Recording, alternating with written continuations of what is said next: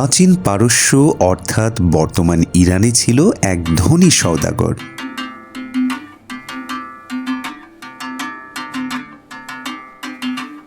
তার ঘরে ছিল অদ্ভুত বুদ্ধিমান এক তোতা পাখি। সে কথা বলতে পারত মানুষের মতো, জ্ঞানেও ছিল প্রখর।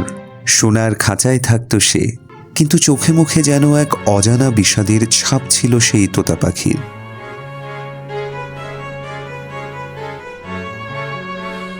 একদিন সওদাগর ব্যবসার কাজে ভারতে যাবেন ঠিক করলেন।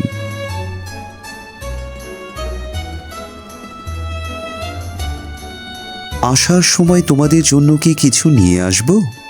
আমার জন্য রেশমি শাড়ি আর চুড়ি আনবেন। আর আমার জন্য হাতির দাঁতের খেলনা। সবার চাওয়া পাওয়া শোনার পর তিনি তোতার দিকে তাকালেন। তোতা মৃদু স্বরে বলল, মালিক, ভারতে যদি তোতা পাখি দেখেন তাদের বলবেন ইরানি তাদের এক আত্মীয়, খাতায় বন্দি।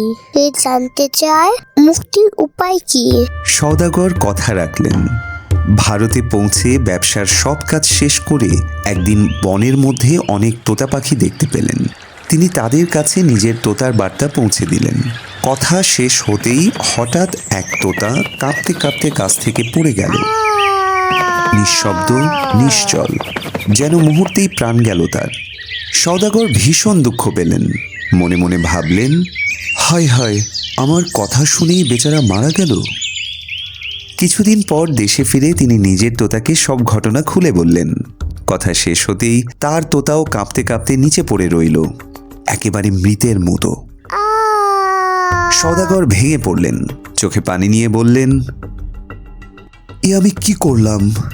কাঁদতে কাঁদতে তিনি খাঁচার দরজা খুলে পাখিটিকে বাইরে এনে রাখলেন। আর তখনই ঘটল এক আশ্চর্য ঘটনা। তোতা হঠাৎ ডানা ঝাপটে উড়ে গিয়ে ঘরের চালে বসে পড়ল। সওদাগর হতবাক। কিছুক্ষণ পরে তোতা শান্ত গলায় বলল, মালিক, ভারতের তোতা পাখিটা মনে নেই। সে আমাকে শিক্ষা দিয়েছে, সে বুঝিয়েছে মুক্তি চাইলে আগে মরে যেতে হয়। আমি যদি জীবিত থেকেও মৃতের মতো হই তাহলে খাঁচা থেকে বের হতে পারবো। সওদাগর তখন বুঝলেন এই মৃত্যু আসলে সত্যিকারের মৃত্যু নয়, এটি অহংকার, লোভ আর আসক্তির মৃত্যু। যে মানুষ বেঁচে থেকেও নিজের কামনা বাসনা ত্যাগ করতে পারে সেই সত্যিকারের মুক্তি পায়। কথাগুলো বলে তোতা উড়ে গেল মুক্ত আকাশে, আর সওদাগর দাঁড়িয়ে রইলেন গভীর ভাবনায়, নতুন এক সত্য উপলব্ধি নিয়ে।